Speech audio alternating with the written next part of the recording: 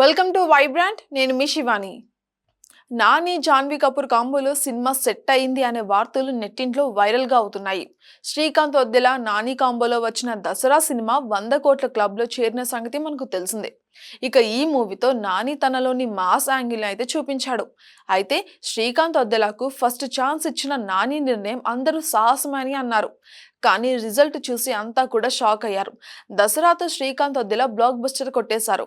ఇప్పుడు శ్రీకాంత్ రెండో ప్రాజెక్టు కూడా నానితోనే ఉండబోతుందని తెలుస్తోంది.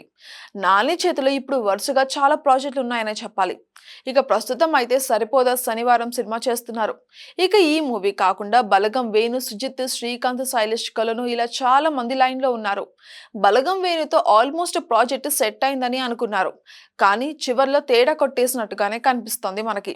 ఇక నాని ఇప్పుడు హిట్ 3ని కూడా సెట్స్ మీదకు తీసుకువచ్చేందుకు గట్టిగా ప్రయత్నిస్తున్నారట. మరోవైపేమో సుజిత్ సినిమా కూడా ఉంది. అయితే ఇప్పుడు శ్రీకాంత్ వద్దెల ప్రాజెక్ట్ కు సంబంధించిన అప్డేట్ అయితే వచ్చింది.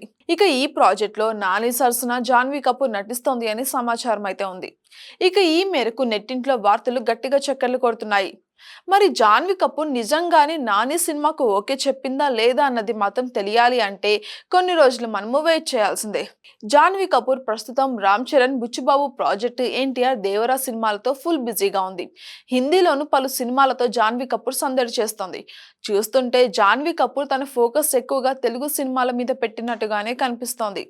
ఇక జాన్వీ కపూర్ కు మొదటి కమర్షియల్ హిట్ తెలుగులో వచ్చేలానే ఉంది.